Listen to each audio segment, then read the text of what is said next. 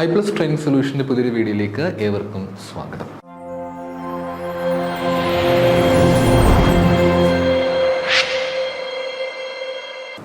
നമ്മളിന്ന് ഡിസ്കസ് ചെയ്യാനായിട്ട് പോകുന്നത് ഇൻഡയറക്റ്റ് ടാക്സുമായിട്ട് ബന്ധപ്പെട്ട് വരുന്ന ചില കോൺസെപ്റ്റുകളാണ്. ഇൻഡയറക്റ്റ് ടാക്സ് വളരെ പ്രധാനപ്പെട്ട ടോപ്പിക്കാണ് കേട്ടോ, ഇൻഡയറക്റ്റ് ടാക്സ് എന്ന് പറയുന്നത്. ഇതിൽ പക്ഷേ GST അതാണ് ഇമ്പോർട്ടൻ്റ് എന്ന് പറയുന്നത്. ഇൻഡയറക്റ്റ് ടാക്സിനെ പറ്റി പലതും പറയുന്നുണ്ടെങ്കിലും GSTയിൽ നിന്നുമാണ് ചോദ്യങ്ങൾ വന്ന് കണ്ടിട്ടുള്ളത്. അതും എന്താ പറയുക, കുറച്ച് ക്വസ്റ്റ്യൻസ്, 2-3 ചോദ്യങ്ങൾ എന്തോ ആണ്. എനിക്ക് ഇനിയിപ്പം എങ്ങനെയാണെന്ന് അറിയത്തില്ല. സാധാരണ ഇത് 2-3 ചോദ്യങ്ങളാണ് GSTയിൽ നിന്ന് വന്ന് കാണാറുള്ളത് ഇൻഡയറക്റ്റ് ടാക്സ് എന്ന് പറഞ്ഞിരിക്കുന്ന പോർഷനിൽ. ചിലത് വളരെ സിമ്പിളാണ്, ചിലത് കുറച്ച് ടൈം അല്ല, കുറച്ച് ഡിഫിക്കൽട്ട് ആയിരിക്കും. But we should study such things. Anyways, നമ്മുടെ സിലബസിൽ കൊടുത്തിരിക്കുന്ന പ്രകാരം നമുക്ക് കടന്നു പോകാം. നിങ്ങൾക്ക് അറിയുന്ന കാര്യം തന്നെയാണ്, നമ്മുടെ 4ാമത്തെ മൊഡ്യൂളിൽ, ഐ തിങ്ക് 4ാമത്തെ മൊഡ്യൂളാണെന്ന് തോന്നുന്നു, ടാക്സിൻ്റെ ഒരു പോർഷനുണ്ട്. ടാക്സ് നമുക്ക് ഡയറക്റ്റ് ടാക്സും പഠിക്കാനായിട്ട് അതിനകത്തുണ്ട്, ഇൻഡയറക്റ്റ് ടാക്സ് നമുക്ക് കാണാനായിട്ട് പറ്റും. അതിൽ ഇൻഡയറക്റ്റ് ടാക്സ് എന്ന് പറഞ്ഞിരിക്കുന്ന ഭാഗമാണ് നമുക്ക് ഡിസ്കസ് ചെയ്യാനായിട്ടുള്ളത്.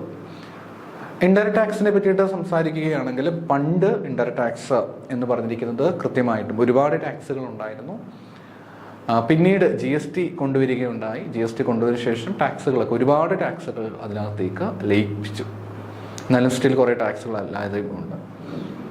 അപ്പോൾ അതിനെപ്പറ്റിയൊക്കെ നമ്മൾ കൃത്യമായിട്ട് പഠിക്കുകയും മനസ്സിലാക്കുകയും ഒക്കെ വേണം. അത് ഇമ്പോർട്ടൻ്റ് ആയിട്ടുള്ള കാര്യമായതുകൊണ്ട് തന്നെ ആ കാര്യങ്ങൾ കൂടി നമ്മൾ കൃത്യമായിട്ട് നോക്കേണ്ടതായിട്ട് ഉണ്ട്. സോ കുറേ കാര്യങ്ങൾ നമുക്ക് ഇൻഡയറക്റ്റ് ടാക്സിൽ കാണാനായിട്ട് പറ്റും. ലെറ്റ്സ് സീ, നമുക്ക് നോക്കാം എന്താണെന്നുള്ള കാര്യം. ഇൻഡയറക്റ്റ് ടാക്സ് എന്ന് പറയുമ്പോൾ നമുക്ക് ആദ്യം തന്നെ ടാക്സിൽ നിന്നുമുള്ള ഒരു ഡിഫറൻസ് എല്ലാവർക്കും അറിയുന്ന പോയിന്റാണ്. നമുക്ക് ടാക്സിനെ മേജറായിട്ട് എത്ര ഡിവൈഡ് ചെയ്യാനായിട്ട് സാധിക്കും? 2ആയിട്ട് നമുക്ക് ഡിവൈഡ് ചെയ്യാനായിട്ട് പറ്റും. ജസ്റ്റ് ഒന്ന് എഴുതി ഒന്ന് പോയേക്കാം. ടാക്സ്,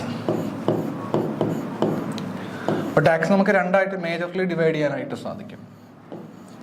ഒന്നാമത്തെ ടാക്സ് എന്ന് പറയുമ്പോൾ എന്ത് ടാക്സ് ആയിരിക്കും വരിക? ഫസ്റ്റ് ടാക്സ് എന്ന് പറയുമ്പോഴത്തേക്ക് ഇറ്റ് ഈസ് കോൾഡ്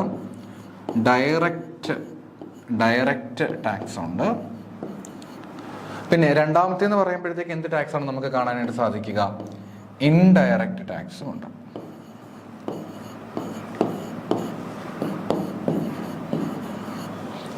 ഡയറക്റ്റ് ടാക്സിന്റെ പ്രത്യേകത എന്താണ്? ഒരു വ്യക്തി ഡയറക്റ്റ് ആയിട്ട് പേ ചെയ്യുന്ന ടാക്സിനെ വിളിക്കുന്ന പേരാണ് ഡയറക്റ്റ് ടാക്സ് എന്ന് പറയുന്നത്. ഒരു എക്സാമ്പിൾ ആയിട്ട് നമുക്ക് കാണാൻ സാധിക്കുകയാണെങ്കിൽ ഇൻകം ടാക്സ് ആണ്.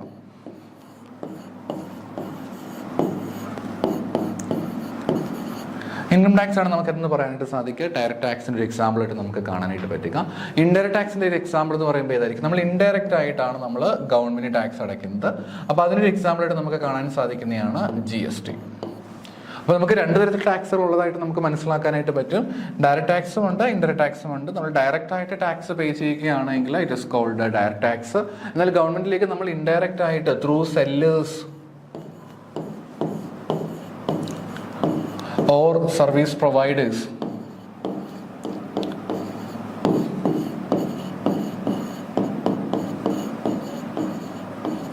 നമ്മൾ സെല്ലേഴ്സ് ത്രൂ അല്ലെങ്കിൽ സർവീസ് പ്രൊവൈഡേഴ്സ് ത്രൂ ആണ് നമ്മൾ ടാക്സ് അടയ്ക്കുന്നതെങ്കിൽ നമ്മൾ അതിനെ വിളിക്കുന്ന പേരാണ് ഇൻഡയറക്റ്റ് ടാക്സ് എന്ന് അറിയപ്പെടുന്നത്. അപ്പോൾ ടാക്സ് നമുക്ക് പല ക്ലാസിഫിക്കേഷൻ, ഡയറക്റ്റ് ടാക്സും ഉണ്ട്, അതേപോലെ ഇൻഡയറക്റ്റ് ടാക്സ് നമുക്ക് കാണുവാനായിട്ട് പറ്റും.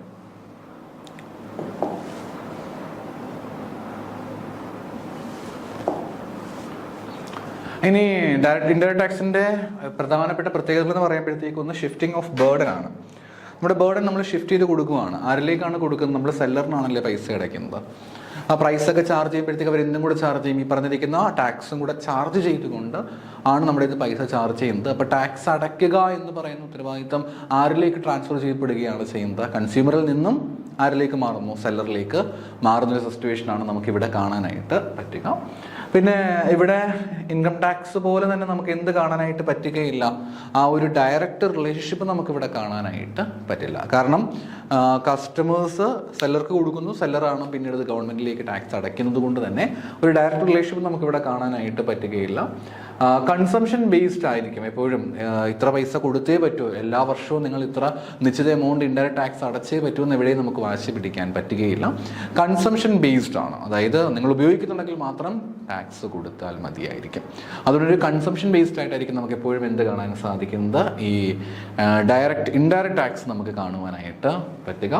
പിന്നെ യൂണിഫോമിറ്റിയെ പറ്റി പറയുകയാണെങ്കിൽ GST പോലെയുള്ള കാര്യങ്ങളൊക്കെ വരികയാണെങ്കിൽ ഇൻഡയറക്റ്റ് ടാക്സസ് എന്ന് പറയുമ്പോൾ യൂണിഫോം ആൻഡ് ക്രിയേറ്റ് മിക്കവാറും ഉള്ള രീതികളിൽ കുറേ ടാക്സുകൾ നമുക്ക് ഇതിലേക്ക് സബ്സ്യൂം ചെയ്യുന്നതുകൊണ്ട് തന്നെ ഒരു യൂണിഫോം രീതി നമുക്ക് എവിടെ കാണാനായിട്ട്, ഒരു യൂണിഫോമിറ്റി നമുക്ക് എവിടെ കാണാനായിട്ട് പറ്റും, ഇങ്ങനെയുള്ള ടാക്സുകളൊക്കെ നമുക്ക് കാണാനായിട്ട് സാധിക്കുന്നതാണ്. ഒന്ന് അറിഞ്ഞു വെക്കുക, അത്രയേ ഉള്ളൂ. ഇനി ചില എക്സാമ്പിളുകളിലേക്ക് നമുക്കൊന്ന് കിടക്കാം. ആദ്യത്തെ എക്സാമ്പിളാണ് നമുക്ക് വളരെ പരിചിതമായിട്ടുള്ള, നമുക്ക് അങ്ങേയറ്റം സുപരിചിതമായിട്ടുള്ള ഒരു ടാക്സാണ് GST. GSTയുടെ ഫുൾ ഫോം എന്ന് പറയുമ്പോൾ ഗുഡ്സ് ആൻഡ് സർവീസ് ടാക്സ്. GSTയുടെ ഫുൾ ഫോം ആണ് എന്തെന്ന് പറയുന്നത്, ഗുഡ്സ് ആൻഡ് സർവീസ് ടാക്സ് എന്ന് പറയുക. അതിൽ ഒരുപാട് തരത്തിലുള്ള ടാക്സുകളെ ഇത് റീപ്ലേസ് ചെയ്യുകയുണ്ടായി, ഡിഫറെൻറ്റ് ടൈപ്സ് ഓഫ് ടാക്സുകൾ. ലൈക്ക് പണ്ടൊക്കെ വാറ്റ് ഉണ്ടായിരുന്നു, അതേപോലെ എക്സൈസ് ഡ്യൂട്ടി, സർവീസ് ടാക്സ് പോലുള്ള കാര്യങ്ങളൊക്കെ പണ്ട് വളരെ കോമൺ ആയിട്ടുണ്ടായിരുന്നതാണ്. ഇപ്പോൾ അതെല്ലാം മാറ്റി, ഇതെല്ലാം മാറിയ ശേഷം എല്ലാം കൂടെ ജോയിൻ ചെയ്തതിലേക്ക് മാറിയിരിക്കുകയാണ്. ഈ പറഞ്ഞിരിക്കുന്ന GSTയിലേക്ക് മാറുന്ന അവസ്ഥയാണ് ഉള്ളത്.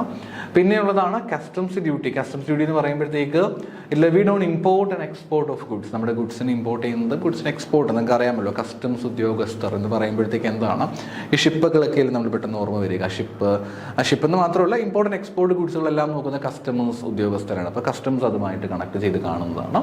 പിന്നെ എക്സൈസ് ഡ്യൂട്ടി ഉണ്ട്. എക്സൈസ് ഡ്യൂട്ടി എന്ന് പറയുമ്പോഴത്തേക്ക് മുൻപ് മാനുഫാക്ചറിങ്ങിലുമായിട്ട് കണക്ട് ചെയ്ത് വരുന്നെങ്കിൽ ഇപ്പോൾ അത് GSTയിലേക്കാണ് വരുന്നത്. പിന്നെ സ്റ്റാമ്പ് ഡ്യൂട്ടി ഉണ്ട്, ലൈക്ക് പ്രോപ്പർട്ടിയൊക്കെ ട്രാൻസ്ഫർ ചെയ്യുന്നതുമായിട്ടൊക്കെ ബന്ധപ്പെട്ട് നമുക്ക് വരുന്ന സ്റ്റാമ്പ് ഡ്യൂട്ടി നമുക്ക് ഇവിടെ കാണാനായിട്ട് സാധിക്കും. പിന്നീട് എൻ്റർടൈൻമെൻറ്റ് ടാക്സ് ഒക്കെ തീർച്ചയായിട്ടും ഉണ്ട്, ഈ മൂവി ടിക്കറ്റുകളൊക്കെ. പക്ഷേ ഇപ്പോൾ അത് GSTയുടെ പാർട്ടായി മാറിയിട്ടുണ്ട്. പല ടാക്സുകളും GSTയുടെ പാർട്ടായിട്ട് മാറിയിട്ട്. അപ്പോൾ ഒന്ന് ഓർത്തെടുക്കാൻ ശ്രമിച്ച് നോക്കി ഏതൊക്കെയാണെന്നുള്ളത്. ഒന്ന് GST ഉണ്ട്, ഗുഡ്സ് ആൻഡ് സർവീസ് ടാക്സ് ഉണ്ട്, രണ്ടാമതായിട്ട് കസ്റ്റംസ് ഡ്യൂട്ടി ഉണ്ട്, 3 എക്സൈസ് ഡ്യൂട്ടി ഉണ്ട്, 4 സ്റ്റാമ്പ് ഡ്യൂട്ടി ഉണ്ട്, 5-ാമതായിട്ട് എൻ്റർടൈൻമെൻറ്റ് ടാക്സ് ഒക്കെ നമുക്കിതിൽ കാണാനായിട്ട് പറ്റും. ഇനി ഇതിൻ്റെ അഡ്വാൻറ്റേജസിലേക്ക് നമ്മൾ കടക്കുകയാണെങ്കിൽ ഒന്നാമത്തെ അഡ്വാൻറ്റേജസ് ആണ് കൺവീനിയൻസ് എന്ന് പറയുക.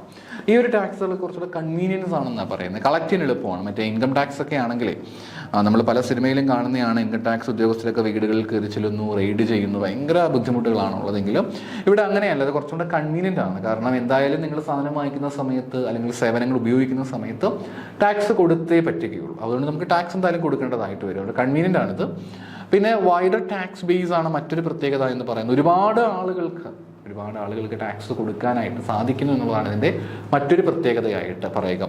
വൈഡർ ടാക്സ് ബേസ് ആണ്, കുറേ ആളുകൾക്ക് ഇതിലേക്ക് ടാക്സ് കൊടുക്കേണ്ടതായിട്ട് വരും. ടാക്സ് കൊടുക്കും ഒരുപാട് ആളുകൾ when compared with the direct tax. പിന്നെ സേവിങ്സ് നന്നായിട്ട് സഹായിക്കുമെന്നാണ് പറയുന്നത്. പക്ഷേ അതിലൊരു വലിയ ലോജിക്കില്ലായ്മയുണ്ട്. എന്നാലും അങ്ങനെയും നമുക്ക് ഈ രീതിയിൽ ചിന്തിച്ചാൽ ഇങ്ങനെയും നമുക്ക് ചിന്തിക്കാനായിട്ട് പറ്റും. ടാക്സ് എന്ന് പറയുമ്പോഴത്തേക്ക് ഗുഡ്സ് ആൻഡ് സർവീസ് പർച്ചേസ് ചെയ്യുന്ന സമയത്ത് മാത്രം എന്ത് ചെയ്താൽ മതി, ടാക്സ് മറ്റുമൊക്കെ പേ ചെയ്താൽ മതി എന്നുള്ളത് കൊണ്ട് തന്നെ അതിൻ്റെതായിട്ടുള്ള അഡ്വാൻറ്റേജസ് ഉണ്ട്. അപ്പം നമുക്ക് കുറേ കൂടെ പൈസ ടാക്സ് കൊടുക്കാതെ സേവ് ചെയ്യാൻ പറ്റും എന്നൊക്കെയാണ് പറയുന്നത്. ആ രീതി ചിന്തിക്കുവാണെങ്കിൽ അങ്ങനെയും നമുക്ക് ചിന്തിക്കാം. പിന്നെ ചില ഗുഡ്സുകൾ, എസ്പെഷ്യലി ടുബാക്കോ, നമുക്കറിയാമല്ലോ ടുബാക്കോ, ആൽക്കഹോൾ എന്നൊക്കെ പറയുന്നത് നമ്മുടെയൊക്കെ ജീവിതത്തിൽ തന്നെ നമുക്ക് ഒരുപാട് വിഷമം അല്ലെങ്കിൽ ഒരുപാട് നമുക്ക് പ്രശ്നങ്ങളും നമുക്ക് കുറേ പ്രോബ്ലംസ് വരുന്ന ഒന്നാണ് ഈ ടുബാക്കോ എന്ന് പറയുന്നത്. അതേപോലെ മദ്യം ടുബാക്കോ എന്നൊക്കെ പറയുന്നത് നമുക്ക് ഒരിക്കലും അക്സെപ്റ്റ് ചെയ്യാനായിട്ട് പറ്റില്ല. അപ്പോൾ അങ്ങനെ വരുമ്പോഴത്തേക്ക് ആ രീതിയിൽ ഉള്ള കൺസംഷൻസ് എല്ലാം പൂർണ്ണമായിട്ട് ഡിസ്കറേജ് ചെയ്യുന്നുണ്ട്. കാരണം അതിലൊക്കെ വളരെ വലിയ രീതിയിൽ ടാക്സുകളൊക്കെ ചാർജ് ചെയ്യും, ഇൻഡയറക്റ്റ് ആയിട്ടുള്ള രീതികൾ. അപ്പോൾ കൂടുതൽ രൂപ ടാക്സ് ചാർജ് ചെയ്യുമ്പോൾ എന്താ സംഭവിക്കുക, കൂടുതൽ ആളുകൾ ആ പറഞ്ഞിരിക്കുന്ന ഗുഡ്സ് വാങ്ങിക്കാതെ ഡിസ്കറേജ് ചെയ്യപ്പെടുമെന്നാണ് പറയുന്നതെങ്കിലും റിയാലിറ്റിയിലേക്ക് വരുമ്പോൾ നിങ്ങൾക്ക് അറിയാമല്ലേ, അതൊന്നും അത്രയും പ്രാക്ടിക്കലി ആയിട്ടേ ഇല്ല. എന്നാലും അതും ഒരു രീതി തന്നെയാണ്, അത് നമുക്ക് മറക്കാനായിട്ട് പറ്റുകയില്ല. അപ്പോൾ 4 അഡ്വാൻറ്റേജസ്. ഒന്ന് കൺവീനിയൻ്റ് ആണ്, രണ്ടാമതായിട്ട് നമുക്ക് ടാക്സ് ബേസ് കുറച്ചും കൂടെ കൂടുതലായിരിക്കും, സേവിങ്സ് വർദ്ധിപ്പിക്കാനായിട്ട് സഹായിക്കുന്നു, കൺസംഷൻ ഓഫ് സർട്ടൻ ഗുഡ്സ് ഒക്കെ ഡിസ്കറേജ് ചെയ്യുന്നു. പിന്നെ റിഗ്രസീവ് ആയിട്ടുള്ളൊരു നേച്ചറാണ് ഇതിൻ്റെ പ്രത്യേകത. അതാണ് ഒരു വലിയ ബുദ്ധിമുട്ട്. നമ്മുടെ ഡയറക്റ്റ് ടാക്സ് ഒക്കെ ആണെങ്കിൽ പിന്നെയും പ്രോഗ്രസീവ് നേച്ചർ ആണെങ്കിൽ ഇത് റിഗ്രസീവ് ആണ്. കാശുള്ളവനാണെങ്കിലും കാശില്ലാത്തവനാണെങ്കിലും ഏത് ആൾക്കാരാണെങ്കിലും സാധനം വാങ്ങിച്ച ടാക്സ് കൊടുത്തേ പറ്റും. മറ്റേ ഇൻകം ടാക്സ് ഒക്കെ ആണെങ്കിൽ ആ ഒരു ബുദ്ധിമുട്ടില്ല. പ്രത്യേകത എന്താ, ഇൻകം ടാക്സ് ഒക്കെ ആണെങ്കിൽ തീർച്ചയായിട്ടും അങ്ങനെ പ്രശ്നമില്ല, പ്രോഗ്രസീവ് ആണ്. കാശ് കൂടുതലുള്ളവർ മാത്രം എന്ത് കൊടുത്താൽ മതി, ടാക്സ് മറ്റും കൊടുത്താൽ മതി. ആ ഒരു രീതി ഉള്ളതുകൊണ്ട് ഇൻകം ടാക്സിലൊക്കെ വളരെ ഗുണം ചെയ്യും. പക്ഷെ ഇവിടേക്ക് വരുമ്പോഴത്തേക്ക് ആ രീതിയിലുള്ള അഡ്വാൻറ്റേജസ് ഉണ്ടാകത്തില്ല. പകരം ഇവിടെ റിഗ്രസീവ് ആണല്ലോ, നമ്മൾ കാശുണ്ടെങ്കിലും ഇല്ലെങ്കിലും നമ്മൾ ടാക്സ് കൊടുത്തേ പറ്റുന്നൊരവസ്ഥയാണ് ഇവിടെ നമുക്ക് കാണാനായിട്ട് ഉള്ളത്. പിന്നെ ഇൻഫ്ലേഷൻ്റെ ഒരു വലിയ ബുദ്ധിമുട്ട് തീർച്ചയായിട്ടും ഉണ്ടാകും. എസ്പെഷ്യലി നമ്മൾ ഈ പറഞ്ഞിരിക്കുന്ന സിറ്റുവേഷൻസ് ഒക്കെ വരുമ്പോഴത്തേക്ക് ഓട്ടോമാറ്റിക്കലി സാധനങ്ങളുടെ വില എന്തായാലും കൂടും. പിന്നെ അതിൻ്റെ കൂട്ടത്തിൽ ആളുകളെല്ലാം തന്നെയും പ്രോപ്പറായിട്ടും പ്രശ്നങ്ങളിലും പ്രോബ്ലത്തിലും ഒക്കെ ആയിരിക്കും ആ സമയത്ത് ഉണ്ടായിരിക്കുക. ആ ഒരു ടൈമിൽ നമ്മളും കൂടെ ചെന്ന് ഈ പറഞ്ഞിരിക്കുന്ന ടാക്സും കൂടെ ഒക്കെ ചാർജ് ചെയ്യുമ്പോഴത്തേക്ക് അത് ടോട്ടലി കുറച്ച് ബുദ്ധിമുട്ടുകളിലേക്ക് നയിക്കാൻ സാധ്യതയുണ്ട്. അപ്പം അങ്ങനെയും കുറേയധികം ഡിസഡ്വാൻറ്റേജസ് നമുക്കതിനെ കണക്ട് ചെയ്തുകൊണ്ട് കാണാനായിട്ട് പറ്റും. പിന്നെ ഉള്ളത് കംപ്ലയൻസ് ചാലഞ്ചസ് ആണ്. കാരണം ഇന്ത്യയൊക്കെ നോക്കുകയാണെങ്കിൽ രക്ഷയില്ല, ഇഷ്ടംപോലെ രീതിയിലുള്ള റൂൾസ് ആൻഡ് റെഗുലേഷൻസ് ആണുള്ളത്. അപ്പോൾ അത് പലപ്പോഴും വലിയ പെനാൽറ്റികളിലേക്കും ഒക്കെ വരാനായിട്ടുള്ള സാധ്യതയൊക്കെ ഉണ്ട്. പിന്നെ പലതും കണ്ടെത്തുക എന്നൊക്കെ പറയുമ്പോൾ കുറച്ച് ടൈം കൺസ്യൂമിങ് ആണ്. പിന്നെ പെനാൽറ്റിയുടെ കേസൊക്കെ എടുക്കുകയാണെങ്കിൽ വലിയ ബുദ്ധിമുട്ടാണ്. നമുക്കങ്ങനെ വളരെയധികം സിമ്പിളാണെന്ന് എനിക്ക് തോന്നിയിട്ടില്ലാത്തൊരു ടാക്സ് ആണ് ഇത്. അപ്പോൾ ഈ 3 കാര്യങ്ങളാണ് എനിക്കിതിൽ ഡിസഡ്വാൻറ്റേജസ് ആയിട്ട് പറയാനുള്ളത്. റിഗ്രസീവ്, അതൊരു ഫീച്ചറായിട്ട് വേണമെങ്കിൽ നമുക്ക് പറയാനായിട്ട് സാധിക്കുന്നതാണ്. റിഗ്രസീവ് നേച്ചർ ആയിരിക്കും. പിന്നെ ഇൻഫ്ലേഷൻ ഇമ്പാക്ട് നന്നായിട്ട് ഉണ്ടായിരിക്കും. പിന്നീടുള്ളൊരു പ്രശ്നം എന്ന് പറയുന്നത് എല്ലാവരും ഇത് ഫോളോ ചെയ്യണം എന്നുള്ളതിനകത്ത് ഒരു ചാലഞ്ചസ് ഉണ്ട്. ഇനി നമ്മൾ ഡയറക്റ്റ് ടാക്സും ഇൻഡയറക്റ്റ് ടാക്സുള്ള ഒരു കമ്പാരിസണിലേക്ക് വരികയാണെങ്കിൽ, ഡയറക്റ്റ് ടാക്സ് ആണെങ്കിൽ നമ്മൾ ഡയറക്റ്റ് ആയിട്ട് ആർക്ക് കൊടുക്കുന്നു? ഗവൺമെന്റിന് കൊടുക്കുന്നു. ഇൻഡയറക്റ്റ് ടാക്സ് ആണെങ്കിൽ ഇന്റർമീഡിയറി ഉണ്ടായിരിക്കും. മോസ്റ്റ്ലി ഇത് സെല്ലേഴ്സ് ആയിരിക്കും വരിക. എക്സാമ്പിൾസ് വരുമ്പോൾ ഇവിടെ ഇൻകം ടാക്സും കോർപ്പറേറ്റ് ടാക്സുമാണ് വരുന്നത്. മറ്റിടത്തേക്ക് വരുമ്പോഴത്തേക്ക് GST, customs duty, excise duties ഒക്കെയാണ് നമുക്ക് അവിടെ കാണാനായിട്ട് പറ്റുക. ഇവിടെ ബേർഡൻ നമുക്ക് ഷിഫ്റ്റ് ചെയ്യാനായിട്ട് സാധിക്കുമെന്ന് വെച്ച് കഴിഞ്ഞാൽ നമുക്ക് ഷിഫ്റ്റ് ചെയ്യാനായിട്ട് സാധിക്കില്ല. മറ്റിടത്ത് വരുമ്പോഴത്തേക്ക് നമുക്ക് ബേർഡൻ ഷിഫ്റ്റ് ചെയ്യുന്നുണ്ട്. ആരിലേക്കാണ് പോകുന്നത്? സെല്ലറിലേക്കാണ് പോകുന്നത്. ഇവിടെ പ്രോഗ്രസീവ് ആണെങ്കിൽ അവിടെ ഏതായിരിക്കും? റിഗ്രസീവ് നേച്ചർ ആയിരിക്കും ഉണ്ടായിരിക്കുക. കളക്ഷൻ പോയിന്റ് ഇവിടെ ടാക്സ് പെയർ ആയിരിക്കും. മറ്റിടത്തായിരിക്കും ഇന്റർമീഡിയറീസ് ലൈക്ക് റീറ്റെയിലേഴ്സ് ഒക്കെ ആയിരിക്കും ഉണ്ടായിരിക്കും. അപ്പോൾ ഇതൊക്കെയാണ് ഇതിന്റെ ഡിസഡ്വാൻറ്റേജസ്. കമ്പാരിസൺ എളുപ്പമാണ്, വലിയ ബുദ്ധിമുട്ടില്ല. ഗവൺമെന്റ് ഡയറക്റ്റായിട്ട് പേ ചെയ്യുന്നു, ഇന്റർമീഡിയറീസ് ആണ്. ഇവിടെ ഇൻകം ടാക്സും കോർപ്പറേറ്റ് ടാക്സുമാണ്. മറ്റൊരു GST, customs duty, excise duty ഒക്കെയാണ് വരിക. ഇവിടെ ഷിഫ്റ്റ് ചെയ്യാൻ പറ്റത്തില്ല, അവിടെ ബേർഡൻ ഷിഫ്റ്റ് ചെയ്യാനായിട്ട് സാധിക്കുന്നു. പ്രോഗ്രസീവ് ആണ്, മറ്റിടത്ത് റിഗ്രസീവ് ആയിട്ട് വരുന്നു. ടാക്സ് പെയറിന് ആണ് ഇവിടെ ടാക്സും മറ്റുമൊക്കെ കളക്ട് ചെയ്യുന്നത് ടാക്സ് പെയർ ആണ്. മറ്റേടത്ത് പറയുമ്പോഴത്തേക്ക് ലൈക്ക് ഇന്റർമീഡിയറീസ് ആണ്, റീറ്റെയിലേഴ്സ് പോലുള്ള ആൾക്കാരാണ് അവിടെ ടാക്സും മറ്റുമൊക്കെ കളക്ട് ചെയ്യുന്നത്. ഇനി നമുക്ക് നേരെ നമ്മുടെ ഒരു പ്രിയപ്പെട്ട ടോപ്പിക്കിലേക്ക് കടക്കാം, GSTയിലേക്ക് വരാം. GST എന്ന് പറയുമ്പോഴത്തേക്ക് ഒരു ഇൻഡയറക്റ്റ് ടാക്സ് സ്കീമാണ് നമുക്ക് എല്ലാവർക്കും അറിയാം. ഇന്ത്യയിൽ മുഴുവനായിട്ടും ഒരു യൂണിഫൈഡ് ടാക്സ് സ്ട്രക്ചർ കൊണ്ടുവരാൻ വേണ്ടിയിട്ട്, എന്ത് കൊണ്ടുവരാൻ വേണ്ടിയിട്ടാണ്? യൂണിഫൈഡ് ആയിട്ടുള്ള ഒരു ടാക്സ് സ്ട്രക്ചർ കൊണ്ടുവരാൻ വേണ്ടിയിട്ടാണ്.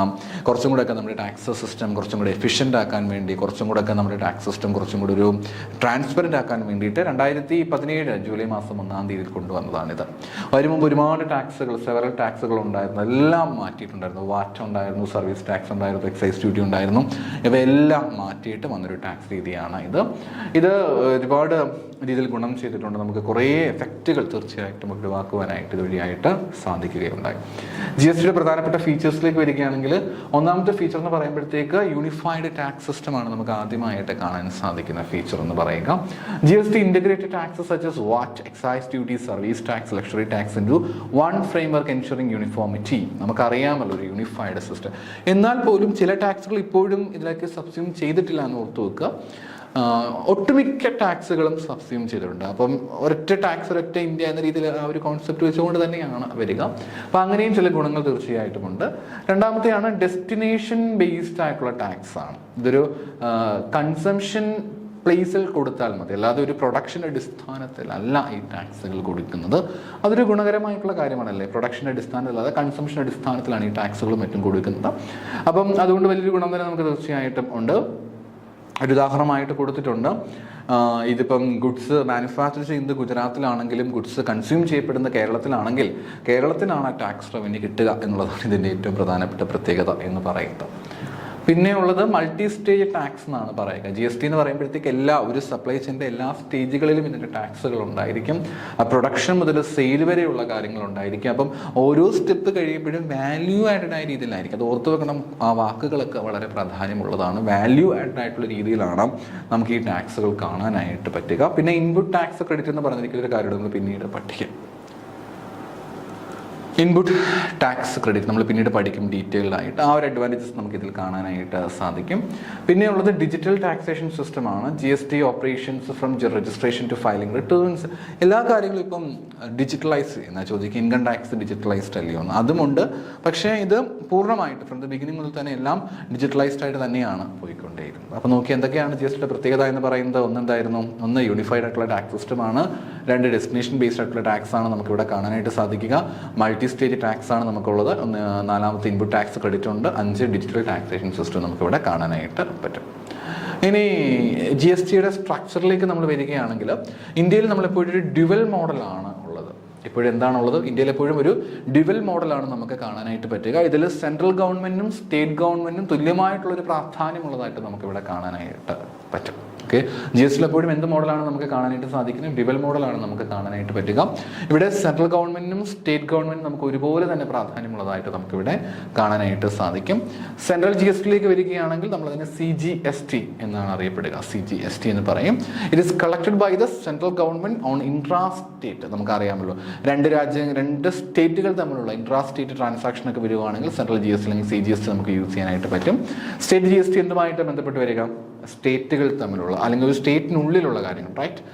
അതേപോലെ ഇന്റഗ്രേറ്റഡ് GST അല്ലെങ്കിൽ IGST എന്ന് പറയുമ്പോഴത്തേക്ക് ഇന്റർ സ്റ്റേറ്റ്, രണ്ട് സ്റ്റേറ്റുകൾ തമ്മിൽ വരുന്നതാണ് ഇത്. അപ്പോൾ സെൻട്രൽ ഗവൺമെന്റ് ചാർജ് ചെയ്യുന്ന ടാക്സ് ആണ് central GST, state government charge ചെയ്യുന്ന ടാക്സ് ആണ് സ്റ്റേറ്റ് GST.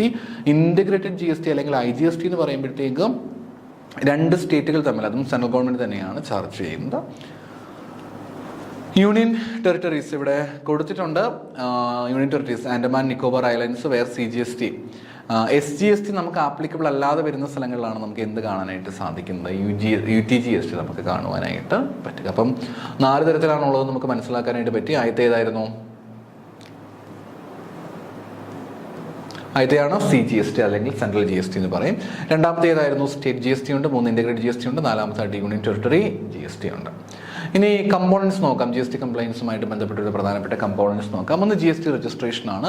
മാൻഡേറ്ററി ആണ്. ബിസിനസ് അതിൻ്റെ ആനുവൽ ടേൺ ഓവർ എന്ന് പറയുന്നത് 20 ലക്ഷത്തിൽ കൂടുതലാവുകയാണ്. സം സ്റ്റേറ്റ്സിൽ 20 ലക്ഷമാണ് മിനിമം നമ്മൾ കാണാറുള്ളത്. ചില ഗുഡ്സുകളെ സംബന്ധിച്ച് 40 ലക്ഷം ആക്കാറുണ്ട് സം സ്റ്റേറ്റ്സിൽ. ബട്ട് 20 ലാക്സ് നിങ്ങൾ ഓർത്ത് വെച്ച് 20 ലാക്സിൽ കൂടുതലാവുകയാണെങ്കിൽ GST രജിസ്ട്രേഷൻ കമ്പൽസറി ആണ്. പിന്നെ ഇ-കൊമേഴ്സ് ഓപ്പറേറ്റേഴ്സ് ഉണ്ട്. E-commerce operators and Inter state supplies ഒക്കെ ആണെങ്കിൽ അവരെത്ര രീതിയിലുള്ള ടേൺ ഓവർ അവർക്കുണ്ടെങ്കിൽ അവർ ടാക്സ് കൊടുത്തേ പറ്റും. ആരൊക്കെയാണെങ്കിൽ ഇ-കൊമേഴ്സ് ഓപ്പറേറ്റേഴ്സും അതേപോലെ ഇന്റർ സ്റ്റേറ്റ് സപ്ലൈസും കൊടുത്തേ പറ്റുകയുള്ളൂ. GST റിട്ടേൺസിനെ പറ്റി നമ്മൾ പറയുകയാണെങ്കിൽ ഒരു മാസക്കണക്കിന് GST റിട്ടേൺസ് കൊടുക്കേണ്ടതായിട്ടുള്ള മാസക്കണക്കിനും ക്വാർട്ടർലിയും ഒക്കെ ആനുവൽ റിട്ടേൺസ് ഒരു ഫയൽ ചെയ്തേ പറ്റും. അതിൽ പ്രധാനമായിട്ട് നമുക്ക് GTR1 ഉണ്ട്. ലൈക്ക് നമ്മുടെ ഔട്ട്വേർഡ് പുറത്തോട്ട് പോയിട്ടുള്ള സപ്ലൈസിനെ സംബന്ധിച്ചുകൊണ്ടുള്ള GSTR1 നമ്മൾ കൊടുക്കണം. GSTR3B എന്ന് പറഞ്ഞിരിക്കുന്ന കാര്യമുണ്ട്. It is about the summary of sale. നമ്മുടെ സെയിലിൻ്റെ ആണെങ്കിലും പർച്ചേസസിൻ്റെ ആണെങ്കിലും ടാക്സ് ലയബിലിറ്റിയുടെ ആണെങ്കിലും ഒക്കെ സമ്മറിയാണ് നമ്മൾ GSTR3Bയിൽ കാണുന്നത്. GSTR9ലേക്ക് വരികയാണെങ്കിൽ ആനുവൽ റിട്ടേൺ, നമ്മുടെ എല്ലാ ട്രാൻസാക്ഷനും ഒരു ആനുവൽ റിട്ടേൺ നമുക്ക് ഇവിടെ കാണാൻ സാധിക്കുന്നത് GSTR9ൽ നമുക്ക് കാണാനായിട്ട് പറ്റും. അപ്പോൾ GSTR1 ഉണ്ട്, GSTR3B ഉണ്ട്, GSTR9 ഉണ്ട്. GSTR1 എന്ന് പറയുമ്പോഴത്തേക്ക് എന്താ ഉദ്ദേശിക്കുക? ഔട്ട്വേർഡ് സപ്ലൈസുമായിട്ട് ബന്ധപ്പെട്ട് വരുന്നു. GSTR3Bയിൽ നമ്മൾ പറയുന്നത് summary of sale, purchases and tax liability ആണ്. GSTR9ലേക്ക് വരുമ്പോഴത്തേക്ക് ആനുവൽ റിട്ടേൺ സമ്മറൈസിങ്, എല്ലാ ട്രാൻസാക്ഷനും ബന്ധപ്പെട്ട് കൊണ്ടുവരുന്ന റിട്ടേൺ ആണ് നമുക്ക് അവിടെ കാണാം. അപ്പോൾ 3 റിട്ടേൺസ് ഏതൊക്കെയാണ്? GSTR1, GSTR3B, GSTR9. ഓക്കെ, അടുത്തൊരു വാക്കാണ് ഇൻപുട്ട് ടാക്സ് ക്രെഡിറ്റ് എന്ന് പറഞ്ഞിരിക്കുന്ന വാക്ക്. ഞാൻ ആ ഒരു വാക്ക് ഒരു ബോർഡിൽ വരച്ച് കാണിക്കാം, കുറച്ചുകൂടി എളുപ്പത്തിൽ മനസ്സിലാക്കാനായിട്ട് പറ്റും. ഓക്കെ, നോക്കാം. സോ ഞാനിപ്പോൾ ഒരു 3 ആൾക്കാരെ ഇവിടെ കാണിക്കാനായിട്ട് ആഗ്രഹിക്കുകയാണ്. ഞാനിവിടെ A എന്ന് പറഞ്ഞിരിക്കുന്ന ഒരു കാറ്റഗറി ഇവിടെ കാണിക്കുന്നു. പിന്നീട് B എന്ന് പറഞ്ഞിരിക്കുന്ന ഒരു സംഭവം ആൻഡ് സി എന്ന് പറഞ്ഞിരിക്കുന്ന ഇതിൽ നമ്മൾ കാണിക്കുകയാണെന്ന് കരുതുക. അപ്പോൾ ഇതിൽ വരുന്ന കാര്യം ഇത്രയേ ഉള്ളൂ. നമ്മൾ ഇപ്പം B എന്ന് പറഞ്ഞിരിക്കുന്നത് ഒരു പ്രൊഡക്ഷൻ ഡിപ്പാർട്ട്മെൻ്റ് ആണ്, അല്ലെങ്കിൽ അവരാണ് അതിൻ്റെ മാനുഫാക്ചർ എന്ന് കരുതുക. ഇവിടെയാണ് പ്രൊഡക്ഷൻ നടക്കുന്നത്. ഇവരാണ് ഇതിൻ്റെ മാനുഫാക്ചർ എന്ന് പറയുന്നത്.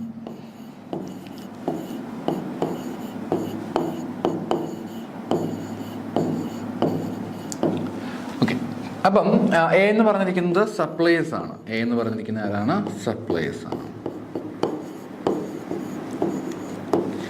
എ എന്ന് പറയുന്ന സപ്ലയേഴ്സ് ആണ്. ഇനി നമുക്ക് ശ്രദ്ധിച്ച കാര്യങ്ങൾ കേൾക്കുക. ഇതിൽ സപ്ലയർ ആയിട്ടുള്ള എയുടെ കയ്യിൽ നിന്നും ഈ പറഞ്ഞിരിക്കുന്ന ഗുഡ്സ് ബി വാങ്ങിച്ച സമയത്ത് അവരൊരു 10 രൂപ ടാക്സ് ആയിട്ട് കൊടുത്തിട്ടുണ്ടായിരുന്നു. വ്യക്തമായിട്ടത് മനസ്സിലാക്കി വെക്കുക. എ എന്ന് പറഞ്ഞിരിക്കുന്ന ആൾക്കാരാണ് സപ്ലൈസ് എന്ന് പറയുന്നത്. എ ബിയുടെയിലേക്ക് കൊടുക്കുകയാണ്. അപ്പോൾ എ എന്ന് പറയുന്ന സപ്ലൈസ് ബിയിലേക്ക് ഗുഡ്സ് ട്രാൻസ്ഫർ ചെയ്യുന്ന സമയത്ത് 10 രൂപ ടാക്സ് ആയിട്ട് അവർ ഓൾറെഡി കൊടുത്തിട്ടുണ്ടായിരുന്നു. റോ മെറ്റീരിയൽസ് മറ്റൊക്കെ വാങ്ങിക്കുന്ന സമയത്ത് ബി ആർക്ക് ടാക്സ് കൊടുത്തിട്ടുണ്ടായിരുന്നു? എയ്ക്ക്. എ ആ സമയത്ത് GST ആയിട്ട് ഗവൺമെൻറ് ടാക്സ് 10 രൂപ കൊടുത്തിട്ടാണ് എന്ത് വാങ്ങിച്ചിട്ടുണ്ടായിരുന്നത്? Raw materials വാങ്ങിച്ചിട്ടുണ്ടായിരുന്നത്.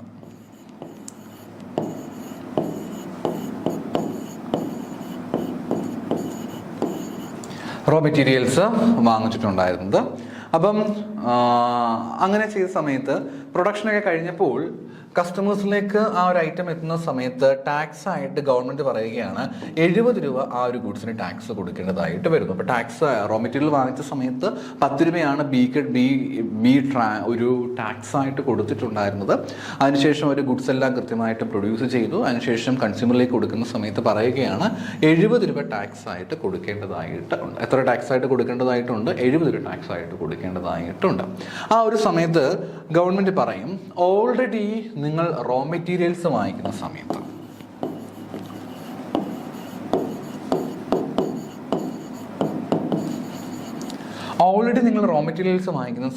എത്ര ടാക്സ് ആയിട്ട് തന്നു?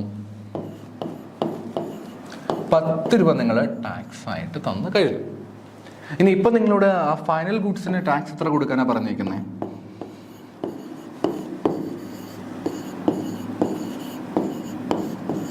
70 രൂപ ടാക്സ് ആയിട്ട് കൊടുക്കാൻ പറയുകയാണ്. 70 രൂപ ടാക്സ് ആയിട്ട് കൊടുക്കുകയാണ്.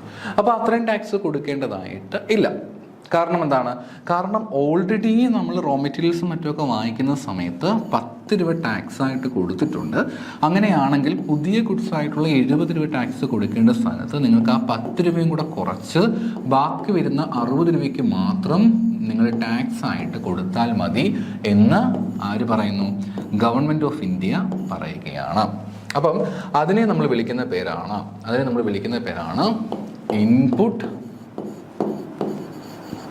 Input tax credit.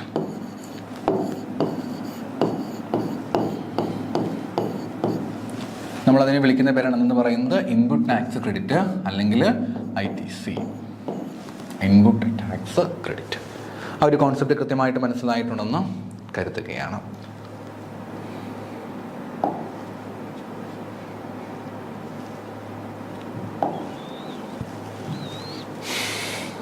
ഇനി നമുക്കിനി കമ്പോസിഷൻ സ്കീമിനെ പറ്റിയിട്ട് കൂടി ഒന്ന് നോക്കാം.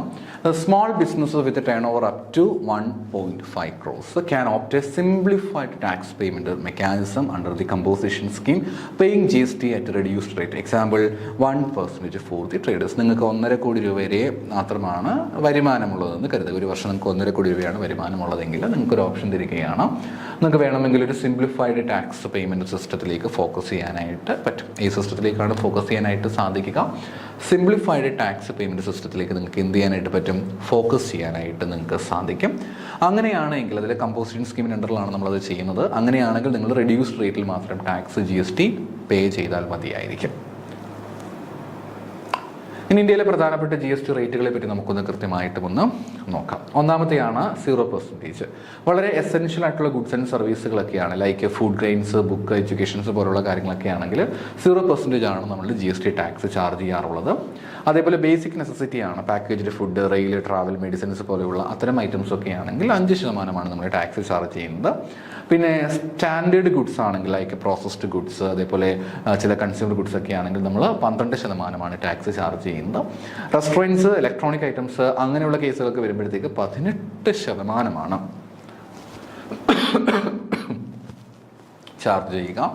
ഇനി കാറ്, ടൊബാക്കോ, എയർ കണ്ടീഷൻസ് പോലെയുള്ള വളരെ ലക്ഷറീസ് ആയിട്ടുള്ള ഐറ്റംസ് ഒക്കെയാണ് എങ്കിൽ നിങ്ങൾ എന്ത് ചെയ്യേണ്ടതായിട്ട് വരും? 28% നിങ്ങൾ ടാക്സ് കൊടുക്കേണ്ടതായിട്ട് വരും. അപ്പോൾ നോക്കി എന്തുമാത്രം ടാക്സ് റേറ്റ് ഉണ്ടെന്നുള്ള കാര്യം. എസെൻഷ്യൽ ഗുഡ്സും സർവീസും ഒക്കെയാണ്, ലൈക്ക് അൺപ്രോസസ്ഡ് ആയിട്ടുള്ള ഫുഡ് ഗ്രെയിൻസ്, ബുക്ക്, എഡ്യൂക്കേഷൻ ഒക്കെ ആണെങ്കിൽ 0%. Packaged food, rail, travel, medicines പോലുള്ള കാര്യങ്ങളൊക്കെ ആണെങ്കിൽ 5%. പ്രോസസ്ഡ് ഗുഡ്സ് ആണ്, ചില കൺസ്യൂമർ ഗുഡ്സ് ഒക്കെ നമ്മൾ വരികയാണെങ്കിൽ 12%. റെസ്റ്റോറൻറ്റ്സ്, ഇലക്ട്രോണിക് ഐറ്റംസ് ഒക്കെ ആണെങ്കിൽ 18%. കാറ്, ടൊബാക്കോ, അതേപോലെ എയർ കണ്ടീഷണേഴ്സ് പോലുള്ള കാര്യങ്ങളാണെങ്കിൽ 28% നിങ്ങൾ ടാക്സ് ചാർജ് ചെയ്യേണ്ടതായിട്ട് വരിക. ഇനി ടാക്സുമായിട്ട് ബന്ധപ്പെട്ട് വരുന്ന ചില GSTയുടെ പ്രധാനപ്പെട്ട അഡ്വാൻറ്റേജസിലേക്ക് നമുക്ക് കടക്കാം. ഒന്നാമത്തെ അഡ്വാൻറ്റേജസ് ആണ് എലിമിനേഷൻ ഓഫ് കാസ്കാഡിംഗ് എഫക്റ്റ്. അതായത് ഒന്നിൽ കൂടുതൽ ടാക്സ് വീണ്ടും വീണ്ടും വീണ്ടും വീണ്ടും ടാക്സ് കൊടുത്തുകൊണ്ടേയിരിക്കേണ്ടി വരുന്നൊരവസ്ഥ ഇന്ത്യയിലുണ്ടായിരുന്നു. ഇൻപുട്ട് ടാക്സ് ക്രെഡിറ്റ് പോലുള്ള കാര്യങ്ങളൊന്നും അധികമില്ലാതെ ഒരേ ഐറ്റത്തിന് വീണ്ടും വീണ്ടും ടാക്സ് കൊടുത്തുകൊണ്ടേയിരിക്കുന്ന ഒരു സിറ്റുവേഷൻ. അത്തരമൊരു സാഹചര്യത്തിൽ നമുക്ക് പൂർണ്ണമായിട്ടും ഒരു ഫുൾ സ്റ്റോപ്പ് ഇടാൻ, പൂർണ്ണമായിട്ടും ഇല്ല എങ്കിലും ഒരു പരിധിവരെയെങ്കിലും അത് എൻഡ് ചെയ്യാനായിട്ട് GST സഹായിച്ചിട്ടുണ്ട്. ഒരുപാട് തരത്തിൽ ഒന്നിൽ കൂടുതലായി ടാക്സ് ഇങ്ങനെ കൊടുത്തുകൊണ്ടേയിരിക്കേണ്ടി വരുന്ന അവസ്ഥ, അത് ഒഴിവാക്കുവാനായിട്ട് ഇത് വളരെ രീതിയിൽ ഹെൽപ്പ് ചെയ്യാറുണ്ട്. അടുത്ത ഈസ് ഓഫ് ഡൂയിങ് ബിസിനസ് ആണ് അടുത്തായിട്ട് പറഞ്ഞിരിക്കുന്നത്. It promote uniform rate and online system GST simplify compliance for the business. നമ്മൾ സാധാരണ ടാക്സ് പോലെ അങ്ങനെ ഭയങ്കരമായിട്ടും കോംപ്ലിക്കേഷൻസ് ആ രീതിയിലേക്കൊന്നും പോകാതെ കുറച്ചും കൂടെയൊക്കെ സിമ്പിളായിട്ട് നമുക്ക് പെട്ടെന്ന് തന്നെ ടാക്സ് റിട്ടേൺസ് ഫയൽ ചെയ്യാൻ പറ്റുന്ന രീതിയിലേക്ക് കാര്യങ്ങൾ കൊണ്ടുവന്നു. മൂന്നാമത്തെ point, broader tax base. GST എന്ന് പറയുമ്പോഴത്തേക്ക് വളരെയധികം നല്ല രീതിയിൽ തന്നെ ഒരു കുറച്ചും കൂടെ ടാക്സുകൾ എല്ലാ ആൾക്കാരും ടാക്സ് പേ ചെയ്യാൻ പറ്റുന്ന രീതിയിലേക്ക് കാര്യങ്ങൾ കൊണ്ടുവന്നിട്ടുണ്ടായിരുന്നു. അപ്പോൾ അങ്ങനെ വരുമ്പോഴത്തേക്ക് കൂടുതൽ ആളുകൾ ടാക്സ് പേ ചെയ്യുന്നൊരവസ്ഥയാണ് വരിക. അപ്പോൾ അങ്ങനെ കൂടുതൽ ആളുകൾ ടാക്സ് പേ ചെയ്യേണ്ടി വരുമ്പോഴത്തേക്ക് ഡെഫിനറ്റായിട്ടും ഗവൺമെൻറ് വരുമാനത്തിൽ വലിയ രീതിയിലുള്ള വർധനവ് അത് മൂലമുണ്ടാകും എന്നുള്ളതാണ് ഇതിൻ്റെ മറ്റൊരു പ്രധാനപ്പെട്ട ഗുണമായിട്ട് നമുക്ക് കണക്കാക്കാൻ കഴിയുക.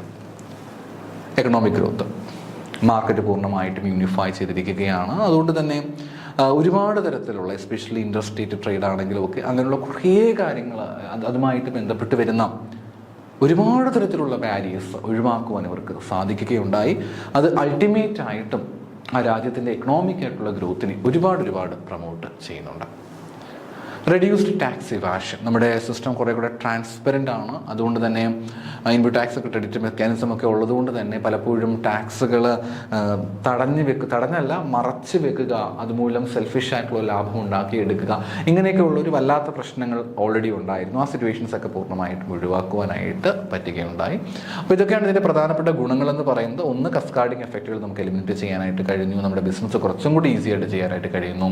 ടാക്സിൻ്റെ ബേസ് എടുക്കുകയാണെങ്കിൽ കുറച്ചും കൂടി ബ്രോഡൻ ചെയ്യാനായിട്ട് പറ്റുന്നു. എക്കണോമിക് ഗ്രോത്തിൽ ഇത് ഒരുപാട് പ്രൊമോട്ട് ചെയ്യുന്നുണ്ട്. പിന്നെ ടാക്സ് ഇവാഷനൊക്കെ നമുക്ക് ഒഴിവാക്കുവാനായിട്ട് പറ്റി. പക്ഷേ ഇതിലൊക്കെ പറയുന്നുണ്ടെങ്കിലും ചാലഞ്ചസുകൾ ഒരുപാടുണ്ട്. നമുക്കതങ്ങനെ പെട്ടെന്ന് അങ്ങോട്ട് മാറ്റി കളയാനായിട്ട് പറ്റില്ല. ഈ ചാലഞ്ചസുകൾ എന്ന് പറയുന്നത് തീർച്ചയായിട്ടും കുറേ അധികം ചാലഞ്ചസ് നമുക്കിവിടെ കാണാനായിട്ട് പറ്റും.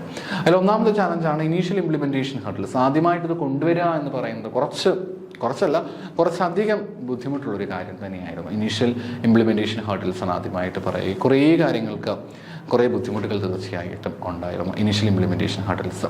പിന്നെ റിഗ്രസീവ് ആയിട്ടുള്ള ഇമ്പാക്റ്റാണ് അടുത്തൊരു പ്രോബ്ലമായിട്ട് പറയുന്നത്. റിഗ്രസീവ് ആയിട്ടുള്ളതാണ്. കാരണം ഇത് കുറച്ചും കൂടി ഒരു കൺസംഷൻ ബേസ്ഡ് ആയിട്ടുള്ള ടാക്സാണ്. അതിപ്പം പാവപ്പെട്ടവനാണെന്നോ പണക്കാരനാണെന്നോ അങ്ങനെയൊന്നും ഇവർ നോക്കുന്നില്ല. പകരം whatever the community that you belongs, okay അതെന്തും ആയിക്കൊള്ളട്ടെ, നിങ്ങൾ ടാക്സ് കൊടുത്തേ പറ്റൂ. അത് ആ ഒരു സമയത്താണ് നമ്മൾ ശരിക്കും പറഞ്ഞാൽ നമ്മുടെ ഇൻകം ടാക്സിന് ഓർത്തു പോകുന്നത്. അവിടെയാണെങ്കിൽ വരുമാനം ഉണ്ടെങ്കിൽ മാത്രം ടാക്സ് കൊടുത്താൽ മതി. ഇവിടെ അങ്ങനെയല്ല. വരുമാനം ഉണ്ടെങ്കിലും ഇല്ലെങ്കിലും നിങ്ങൾ ടാക്സ് കൊടുത്തേ പറ്റൂ. അതും എല്ലാവരും ഒരുപോലെ തന്നെയാണ് ഇവിടെ ടാക്സ് കൊടുക്കേണ്ടി വരിക. നിങ്ങൾ എത്രയാണോ കൺസ്യൂം ചെയ്യുന്നത് ആ കൺസ്യൂം ചെയ്യുന്നതിന് തന്നെ അനുസരിച്ച് കൊണ്ട് നിങ്ങൾ ടാക്സ് കൊടുക്കേണ്ടതായിട്ട് വരും.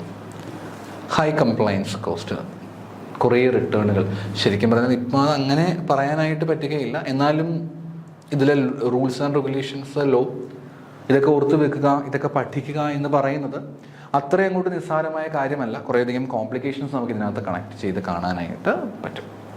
പിന്നെ ചില ഇൻഡസ്ട്രീസൊക്കെ ഒരുപാട് കോസ്റ്റുകൾ ഫേസ് ചെയ്യുന്നതായിട്ട് പറയുന്നുണ്ട്. എസ്പെഷ്യലി MSMEs ഒക്കെ ആണെങ്കിൽ ഇനിഷ്യലി കുറേ കൂടെ അവർ ഈ ടാക്സ് റേറ്റൊക്കെ കുറച്ചും കൂടെ കൂടുതലായതുകൊണ്ട് അതിൻ്റേതായിട്ടുള്ള കുറേ ബുദ്ധിമുട്ടുകൾ നമുക്കവിടെ അവർ ഫേസ് ചെയ്യുന്നുള്ളതാണ് ഇതിൻ്റെ മറ്റൊരു പ്രധാനപ്പെട്ട പ്രോബ്ലമായിട്ട് കണക്കാക്കാൻ പറ്റുക. പിന്നെ ഡിജിറ്റൽ ഡിപ്പെൻഡൻസിയാണ്. നിങ്ങൾക്ക് അറിയാവുന്ന പോയിന്റ് തന്നെയാണ്. ഇവിടെ ടാക്സ് എന്ന് പറഞ്ഞാൽ എന്താണ്? ഇവിടെ പൂർണ്ണമായിട്ടും ടാക്സും എല്ലാ കാര്യങ്ങളും ഡിജിറ്റലൈസ്ഡ് ആണ്, ഓൺലൈനായിട്ടാണ് എല്ലാം ചെയ്യുന്നത്. അപ്പോൾ അതുകൊണ്ട് തന്നെ ഒരു ഡിജിറ്റൽ ഡിപ്പെൻഡൻസി, ഡിജിറ്റലായിട്ടുള്ള കാര്യങ്ങൾ അറിയാമെങ്കിൽ മാത്രമേ ഇത് ചെയ്യാനായിട്ട് പറ്റുകയുള്ളൂ. സോ ഇപ്പം ഇൻ്റർനെറ്റ് ആക്സസ് പോലെയുള്ള കാര്യങ്ങളൊക്കെ ഇല്ലാതെ കിടക്കുന്നൊരു സിറ്റുവേഷനാണ് എങ്കിൽ അതേപോലെ ടെക്നോളജിക്കലി വളരെയധികം അറിവില്ലാത്തൊരു സിറ്റുവേഷനൊക്കെ ആണെങ്കിൽ വളരെയധികം ബുദ്ധിമുട്ട് നമുക്ക് തീർച്ചയായിട്ടും മൂലം ഉണ്ട്. സോ ഇത്രയുമാണ് അതിൻ്റെ പ്രധാനപ്പെട്ട ലിമിറ്റേഷൻസ് ആയിട്ട് എനിക്ക് നിങ്ങളോട് ഡിസ്കസ് ചെയ്യാനായിട്ട് ഉള്ളത്. ഒന്നാമതായിട്ട് പറയുന്നത് ഇനിഷ്യൽ ഇംപ്ലിമെൻറ്റേഷൻ വളരെ ബുദ്ധിമുട്ടാണ്, റിഗ്രസീവ് ആയിട്ടുള്ള ഇമ്പാക്റ്റ് ഉണ്ട്, ഹൈ കംപ്ലയിൻസ് കോസ്റ്റ് ഉണ്ട്, സെക്ടോറൽ ഇമ്പാക്റ്റ് ഉണ്ട്, ഡിജിറ്റൽ ഡിപ്പെൻഡൻസി ഉണ്ട്. നമുക്കിനി അടുത്തതായിട്ടുള്ളത് real life application of GST എന്ന് പറഞ്ഞിരിക്കുന്ന ടോപ്പിക്കാണ് നമുക്ക് കാണാനായിട്ടുള്ളത്. ഒരു ഇൻപുട്ട് ടാക്സ് ക്രെഡിറ്റിൻ്റെ ഉദാഹരണമാണ്. ഞാനിത് ഓൾറെഡി ക്ലാസ്സിൽ ഡിസ്കസ് ചെയ്തത് കൊണ്ട് ഞാൻ അധികമായിട്ട് അതിലേക്ക് പോകുന്നില്ല, നിങ്ങൾക്കത് വായിച്ച് നോക്കിയാൽ മതിയായിരിക്കും. പിന്നെ നമുക്ക് കാണാനായിട്ട് സാധിക്കുന്നത് GSTയും ഇന്ത്യൻ എക്കോണമിയും തമ്മിൽ എന്തെങ്കിലും ബന്ധമുണ്ടോ എന്ന്, അല്ലെങ്കിൽ ഈ GST കൊണ്ടുവന്നത് കൊണ്ട് ഇന്ത്യൻ എക്കോണമിക്ക് എന്തെങ്കിലുമൊക്കെ ഗുണം അതിലൂടെ ഉണ്ടായിട്ടുണ്ടോ എന്നുള്ളതാണ്. തീർച്ചയായിട്ടും ഒരുപാട് ഗുണങ്ങൾ ഉണ്ടായിട്ടുണ്ട്. ടാക്സ് കളക്ഷൻ തന്നെ ഒരുപാട് സ്ട്രീം ലൈൻ ചെയ്യുവാനായിട്ട് ഇതിലൂടെ സാധിച്ചിട്ടുണ്ടായിരുന്നു. നമ്മുടെ സർക്കാരിൻ്റെ റവന്യൂസിന് ഒരുപാട് ഗുണം ലഭിച്ചിട്ടുള്ള ഒന്നാണ് GST എന്ന് പറയുക. നമ്മുടെ എക്കോണമിയെ കുറച്ചും കൂടെ ഒക്കെ ഒന്ന് ഫോർമലൈസ്ഡ് ചെയ്യുവാനായിട്ട് ഇത് ഒരുപാട് സഹായിച്ചിട്ടുണ്ട്. റിട്ടേൺസ് ഒക്കെ ഫയൽ ചെയ്യുന്നതുമായിട്ടൊക്കെ ബന്ധപ്പെട്ട് വരികയാണ് എങ്കിൽ എല്ലാ ബിസിനസ്സുകളും രജിസ്റ്റർ ചെയ്യേണ്ടതായിട്ട് വരുന്നു, എല്ലാ ബിസിനസ്സുകളും റിട്ടേൺസും മറ്റുമൊക്കെ ഫയൽ ചെയ്യേണ്ടതായിട്ട് വരുന്നു എന്ന് പറയുമ്പോഴത്തേക്ക് എല്ലാ ബിസിനസ്സുകളും കുറച്ചും കൂടെയൊക്കെ നമ്മുടെ